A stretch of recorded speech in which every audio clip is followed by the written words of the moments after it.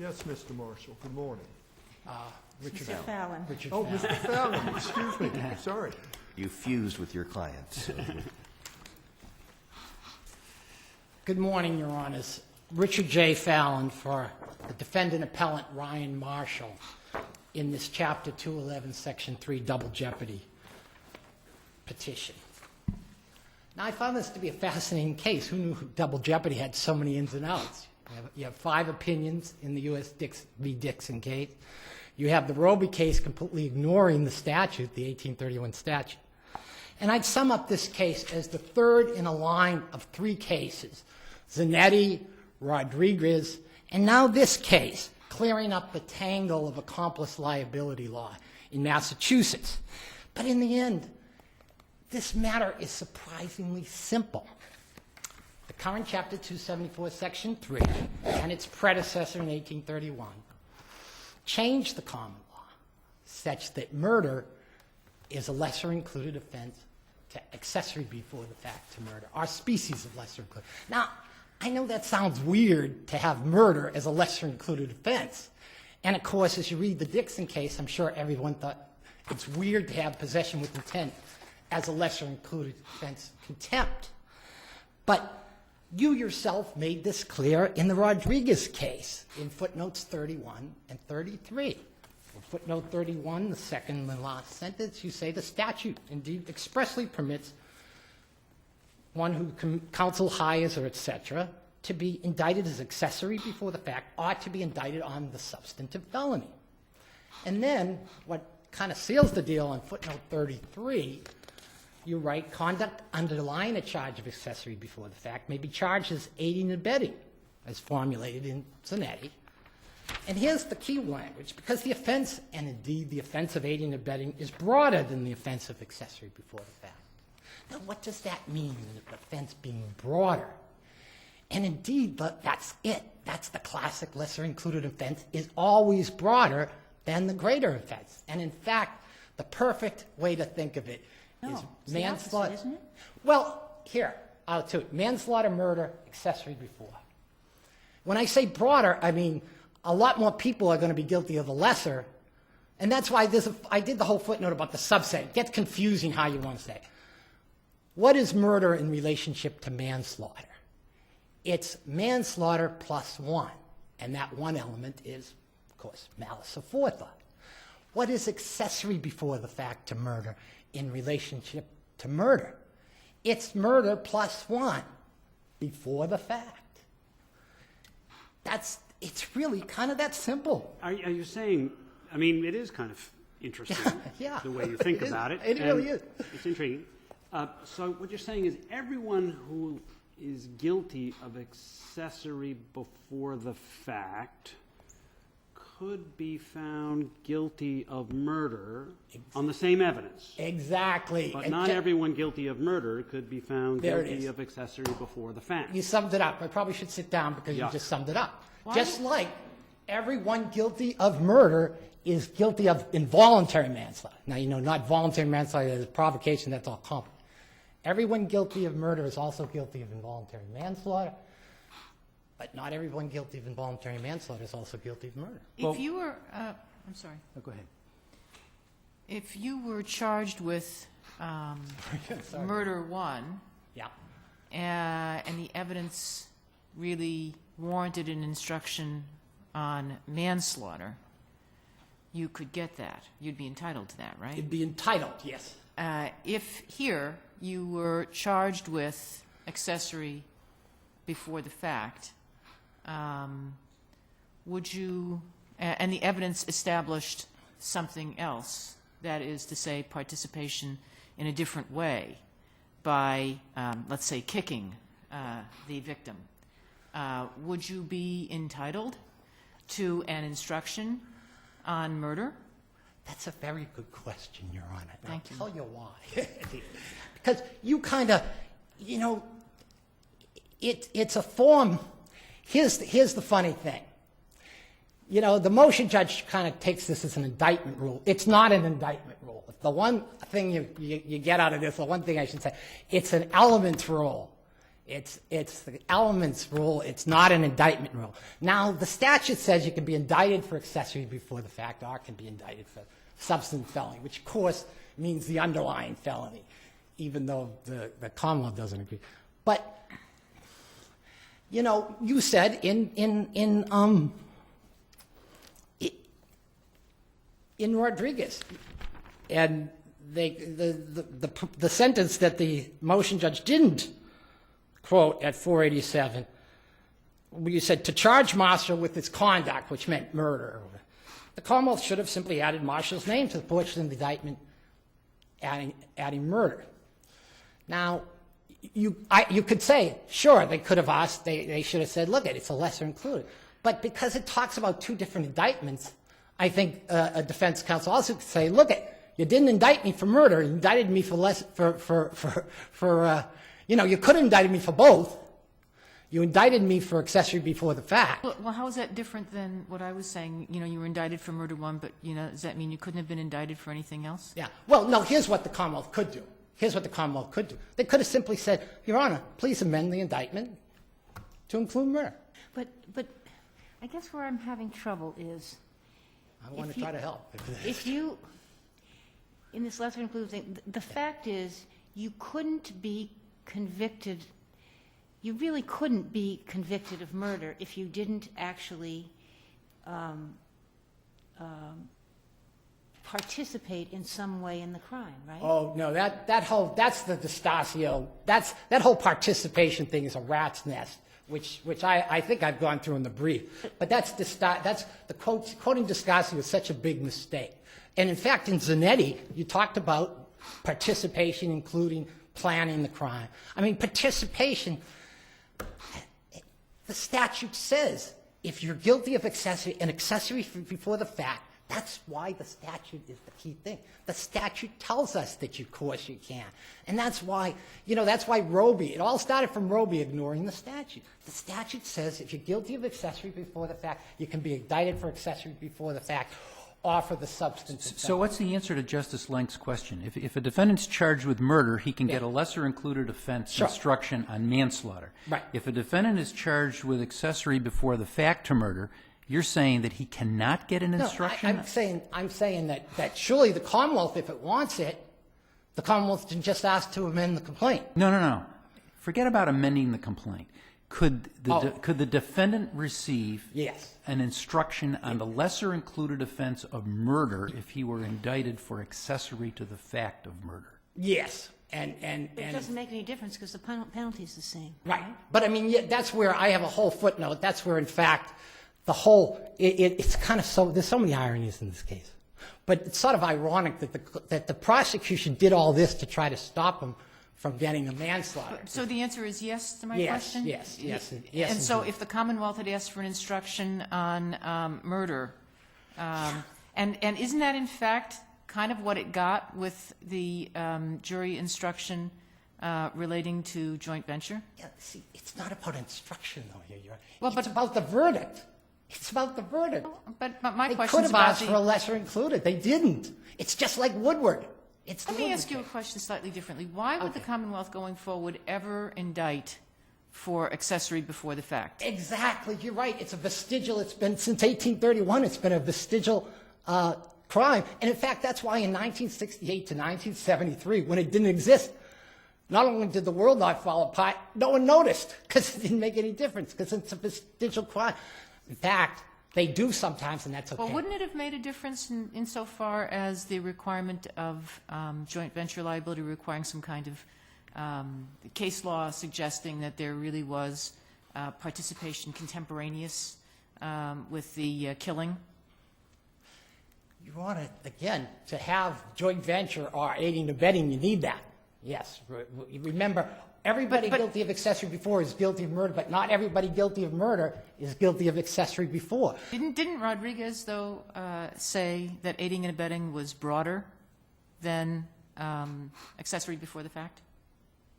Yeah, it is. And what do you say about that? Of course. Just like manslaughter is broader than murder. Of course. That's why I win, because it said that. Because manslaughter... You mean broader because it affects more people. Yeah, exactly. exactly. No, well, I mean, I don't think- maybe I'm confused now. I thought you mean it's broader because there are many, many ways to participate in the crime. One is by planning it, one is by providing the weapons for it, the other is by being the driver, the Yeah, other is by okay, being no, there. that's true too, sure. But the statute, here's what the statute says. You're right, to be an accessory before the fact is to be before the fact. But a person, the whole point is, a person who does those acts is also guilty of murder. It's the same way murder is narrower than manslaughter. That's how to think of it. That's how you understand. Isn't manslaughter broader than murder? I'm totally confused. I thought you started out saying that this was pretty simple, and let me try to go back to what I thought you were saying was simple. Okay, well, you're right. Maybe I'm complicated. Murder is a lesser included Yes, offense to exactly. accessory before the fact of murder, Exactly, right? right. The jury were instructed on accessory before the fact of murder in your case, and they acquitted the defendant. No, the jury convicted the defendant. You reversed the conviction. Okay, Yeah. all right, I'm sorry. But it was on an instruction that related to aiding and abetting. Really? Wasn't it? Well, you reversed the conviction because... The problem in Rodriguez, as I read Rodriguez, was that there was no evidence of any actions before the Right, killing on exactly. the part of Marshall. Not that he couldn't have been convicted of murder for the proof that was No, before he the didn't say court. that, and that's not true. You're right. You're exactly right. But, Your Honor, again, it's not an indictment rule. It's not a jury instruction rule. It's an elements rule. That's what the U.S. Constitution says. That's what you've said in Cabrera, in Vick, in Cheval-Johnson. So it's the same elements. That's the point. So your view is that you could not stand convicted of both being an accessory before the fact and murder, because that would be essentially standing convicted. Well, it would be essentially yeah. You could not be convicted of both based on a single act. Well, yes, but it doesn't matter. It's just like criminal contempt. Yeah, on the same act you couldn't. No. Yeah, I exactly. mean, Blockberger is essentially on the same act you couldn't. act. Yeah, on the same act of violated transaction. two different laws. Sure, which is different elements, and which that's is not possible here. Yeah, because that's really it. Because they're in the greater lesser. And in fact, you said that the good description in Demore case. You say a lesser included offense is one which is necessarily accomplished on commission of the greater crime. If you commit accessory before the fact to murder, you commit murder. That's why it's double jeopardy. Same as if you commit murder, you also commit involuntary manslaughter. Now, two quick points I want to make. One, the Commonwealth argues about, well, two factual errors that I'll just say. One, the Commonwealth argues about the 1831 statute, which, of course, I don't rely on. It's very interesting, but I rely on the 73 statute. But they quote, in page 16, they quote the statute, but they leave out a key phrase, together with the principal felt. And I just wanted, if you're going to quote the 1831 statute, quote the one in my brief at 18 or at the, because I'm not trying to just score a point, because I made a real error, and I wrote a 16L letter saying that the green book headings, the West was the title of the statute. Of course, I know better. Those don't have any effect. So, but the key thing I think the Commonwealth's mistake is they say, well, there are cases back then saying, accessory before the fact, that accessory before the fact was made a substantive felony in the statute, and they say you should read those to be the same. Well, that's true, of course, but there's two meanings of substantive felony. And in fact, the most recent meanings, and I've quoted in my reply brief at 4 and 5, substantive felony is used to mean the underlying felony. It's used in that Blakey, Lariano, in Liriano, the United States, talks about the underlying substantive offense. And in Gilday, the same time period, talks about the statute provides an accessory before the fact may be indicted, convicted as principal to the substantive felony. Obviously, they weren't saying accessory. And in fact, there was a Connecticut, in my footnote, there was a Connecticut trial court instruction said in order to find the defendant guilty of the substantive crime, not accessory, substantive crime, manslaughter. And of course, in Rodriguez, you used it to mean the underlying felony in footnote 31. Do we have to construe the statute the way you suggested in order to be able to get to the result using the elements test? Well, I mean, if you confuse it their way, it makes no sense. But, yeah, I mean, you've already done it, though. Well, but suppose we disagree with your reading of the statute based Well- on a historic, suppose we, just for the sake of argument, suppose Okay. we dispute your reading of the statute. Okay, well, if you agree with their reading of the statute, that it means accessory before the fact, your footnote says maybe indicted as accessory before the fact or indicted as accessory before the fact, which makes no sense at all. But if you take that thing, if you take that interpretation that makes no sense at all, yeah, if you agree with, I mean, but, you know, that's such a substantive, I mean, again, you know, that would be a violation of the federal Constitution to make such a, I mean, I'm serious. I mean, the Commonwealth doesn't even mention the federal Constitution. And I was saying, geez, 3 centuries ago when I was in law school, they told me Benton versus Maryland, you know, applied the Fifth Amendment. And I was glad 2 months ago in the Dean Garrett case, you reaffirmed that. I mean, that would be an interpretation that violates the most basic, you know, statutory construction rules there are. So, I mean, if you do that, I think under the U.S. Constitution, you can't do that. You can't violate your basic statutory principle. And you've already said it in Rodriguez. You said indicted as accessory before the fact or on the substantive felony. So, I mean, if you mean accessory before the fact or accessory before the fact, Your Honor. The time is up. Yeah. Can I sum up in one sentence? Of course. Because I haven't got to even the key thing, which I think the Commonwealth and the motion judge, I will sum. The Commonwealth and the motion judge asked you to provide less double jeopardy protection than the U.S. Constitution. And I suggest mass law provides more. And in this case, double jeopardy applies both under the Morey-Blockberger same elements rule, but also under the successive prosecution harassment rule, because it was simply to deny him a manslaughter verdict. And no further questions, Your Honor, I'll sit down.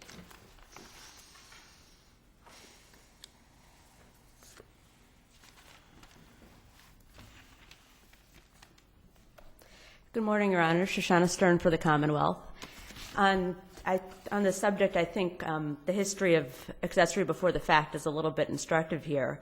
In the past, it was absolutely clear that you could not, that being a principal and being accessory before the fact certainly were not lesser inclusive of each other and did not even necessarily overlap. There's case law, I believe Bloomberg, which I cite, and I think Manos, which my opposing counsel cited in his original brief in this case, in the predecessor case, that if you are an accessory, you're an accessory before the fact if you act before the fact, but if you appear on the scene and act, you then become a principal and you cease to be prosecutable as an accessory before the fact.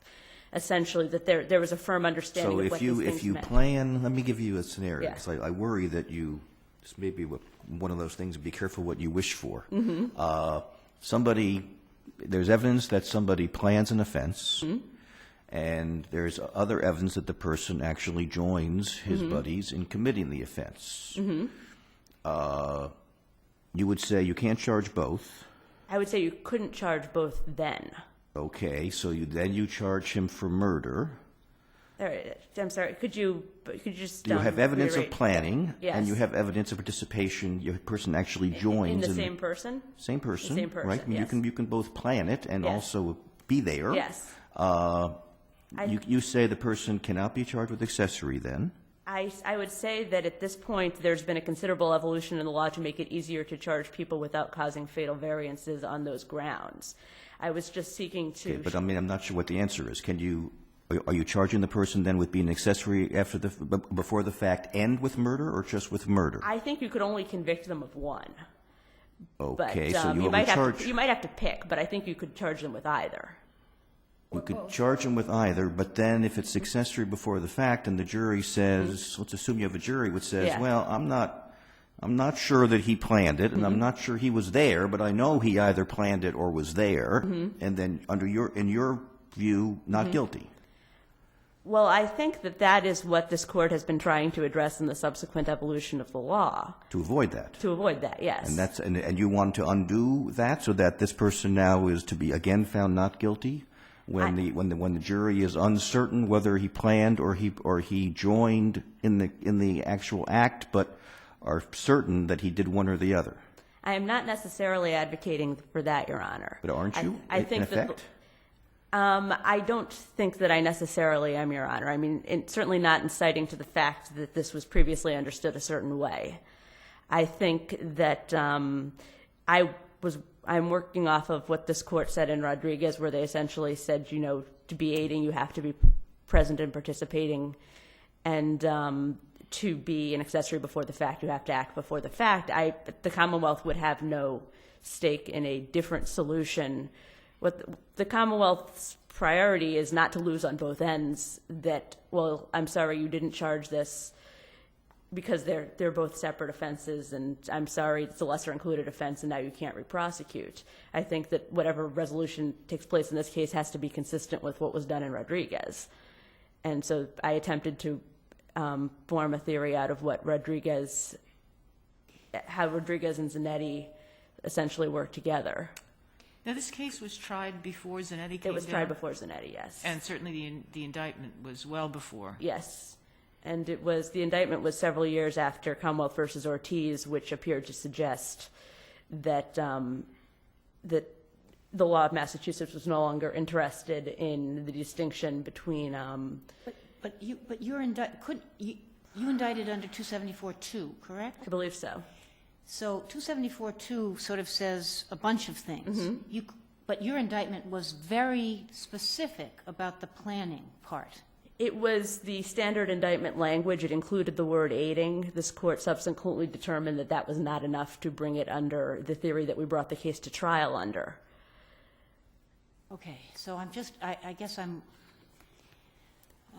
The law has, but the different cases that have dealt with this are arguably not internally consistent. And it is, I would agree with my brother that there is certainly a factual complexity, and there's an issue to be resolved here. I don't agree with his resolution. So what you would say, and I'm not asking you to, you would say Rodriguez was wrongly decided in that the indictment was a statutory indictment. The statute, in your view,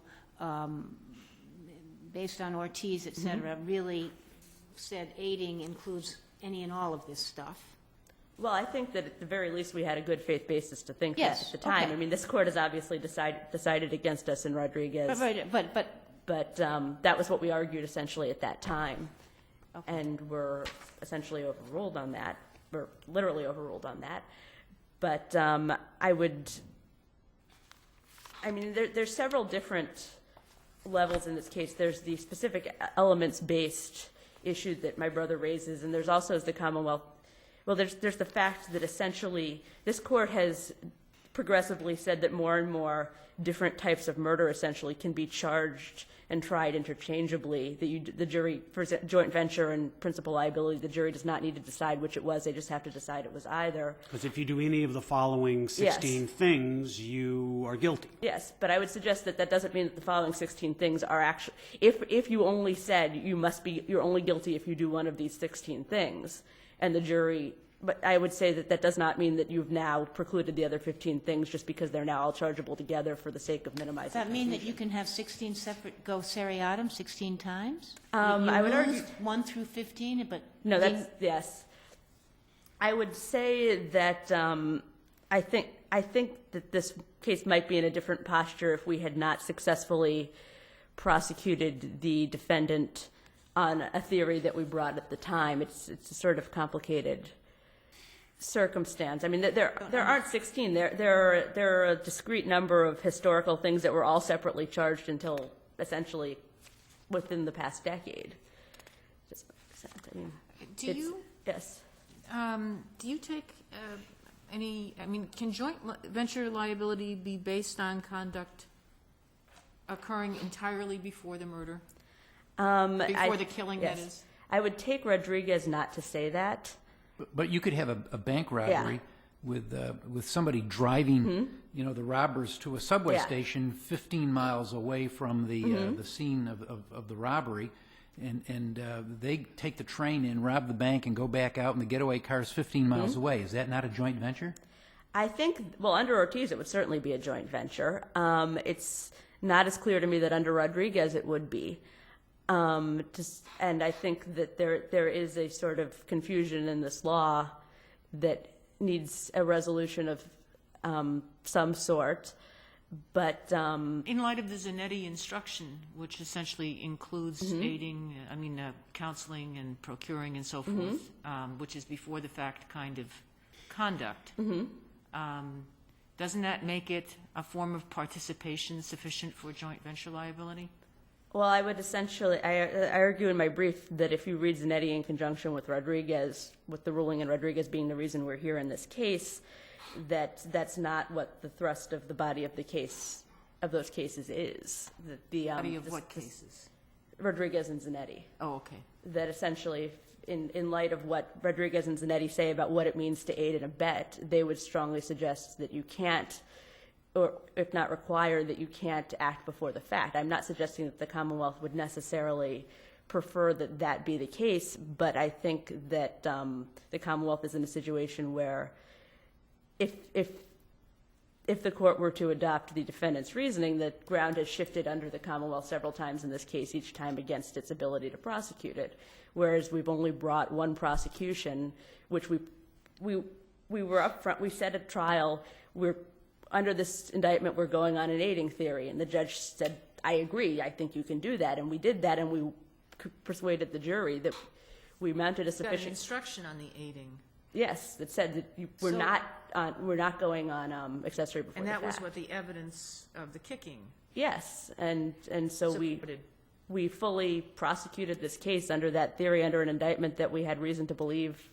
So you're saying that the indictment could be read, the original indictment could be read as being both prongs of Section 2. We argued that at the time. Accessory and before the fact and aiding. that was what we argued in Rodriguez, and you lost. we lost.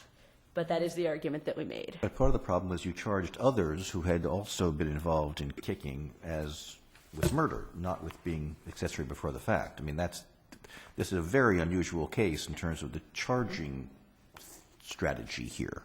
Well, the charging strategies took place a long time ago. My predecessor, counsel Rachel Eisenhower, I think spent some time trying to figure out what happened. She wasn't able to find anybody who remembered. Right, but apart from that, I mean, yes. there were two people who were charged as an accessory before the fact, and then there were others who were similarly involved, charged with murder. Well, I think that there's a number of possible, as I noted in my brief, there was testimony before the grand jury that the two people charged as accessory before the fact were cheering on the murder at the time, and there was the law in Ortiz at that time that suggested that before or after the fact didn't really matter. So I think, and we went with the statutory indictment, which we understood to encompass aiding, and this court later found did not encompass aiding. But insofar as we were trying to essentially make a differentiation between the people who sort of directly caused the death and the people who were, in some sense, aiders and abettors, joint venturers. That the defendant makes a large argument that because his client was less culpable, that this was essentially not a fair distinction. I would note that while there's no evidence that his client directly caused the death of the victim, the evidence against his client was stronger than many. He was the one with blood on his boots. It was his girlfriend making the identification. She was very familiar with what he looked like. I think we had a very strong case. I don't know why we picked this, but I don't think it's necessary to infer that we did it out of a sinister motive. And frankly, I think if we'd done it out of a sinister motive, it's surprising that the prosecutor would up and say that at a hearing. That I think that he, as my predecessor counsel noted, he says they're the same, the punishment's the same. And then he goes on to elaborate, really, they're seriously like, he was trying to show that Ryan Marshall was not getting a better deal than Lionel Rodriguez, and I think it's possible to infer that the momentum carried him. I don't know, but I don't think it's necessary to reach a conclusion that there was something deep and sinister as opposed to going on in this case. But going back, I'm just trying to figure out, if you prevail here today, yes, and if a year from now you bring a charge in which there's evidence of advanced planning and evidence of participation, is the defendant going to be entitled to an instruction that says you may not consider the advanced planning in deciding whether or not the person is guilty of the murder? You may only consider what he allegedly did during the course of the actual commission of the crime? I believe he got that actually at the original trial, but presumably he would be. Are you saying that's the correct instruction, that a defendant would be entitled to that instruction, that the jury should? I think under the particular circumstances of this case, the defendant would be entitled to that instruction insofar as we charged him with that crime and we did not bring any evidence because we didn't think that was what we charged him with. We brought evidence. Well, because here it's easy. There was no evidence of any advanced Yeah. planning. But let's assume you actually cared about that evidence of advanced planning. You would say the jury should be told you may not consider that in deciding whether or not this person committed murder. I think it would be, for example, in Zanetti, it's a slightly different factual circumstance, but this court found there was insufficient evidence on joint venture, there was evidence of principal, and they said retrial only on principal liability. But that's because of, I mean, they were both presented to the jury on a proper indictment, but it is, they did separate out essentially what would otherwise be theories of liability that the jury would not need to differentiate between. And so it is possible to say, you can only consider this particular part of what would normally be a broader crime of murder. Stepping away from this case for a moment, Yes. as the law currently stands as you understand it, could you stand convicted and be sentenced of both accessory before the fact and murder in connection with the same murder? I don't think you could, Your Honor. I don't think you ever could. I mean, I think that's the thrust of, back in the day when it was completely undisputed that they were So it doesn't meet the completely distinct crimes. It doesn't meet the Blockberger test. There's no separate element for each one. Well, I think that it meets the Blockberger test, but it fails unit of prosecution analysis, at least in Massachusetts. Right now, you think it Yeah. meets the Blockberger test? There's a different element for Yes, each? I would argue that under the Okay, court's language in what are the Rodriguez. different elements as the law now stands? As this court said in Rodriguez, I believe that that you have, in order for, I mean, this court said in Zanetti that everything is aiding and abetting, essentially.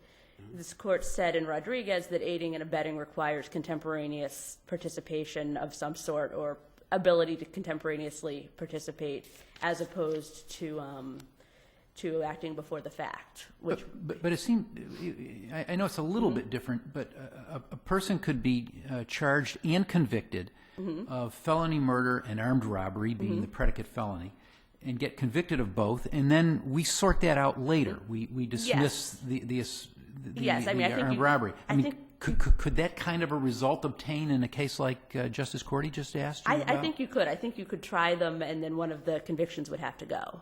But I don't think you could stand convicted in the long term of both of those offenses, insofar as ultimately they would, if you were convicted of both, they would essentially merge into murder. But I think that you could be convicted of one or the other, or tried for both. And what if the person had both been planning and also allegedly participating? You would charge then two separate counts? I think that probably, I think it would depend on the facts of the case. I think in general, probably you would just charge murder in that particular circumstance. I think historically that was the rule. But under the elements analysis, they're two separate crimes, aren't they? Yes. They were two separate crimes at that time too, but there appears to have been some sort But of they're a lesser included. It's always a lesser included offense. No, that's not what. Like historically, they were distinct crimes that could not be confused. But at the same time, I think that because it's one murder, there's only so many that you're allowed to try the person for both of those crimes as a matter of law. But this is that as a matter of fact, there are many cases. I mean, I cite to stealing and receiving stolen property, that there are cases in which essentially in the end you have to pick, that you can, they're distinct under Blockberger, but just sort of there's some instinctual idea there's only some that you can't be convicted of murdering the same person in the end more than once, even though the different types of murder can be substantially different in legally relevant ways. We'll have to leave it there. Thank you. All right. Thank you, Your Honor.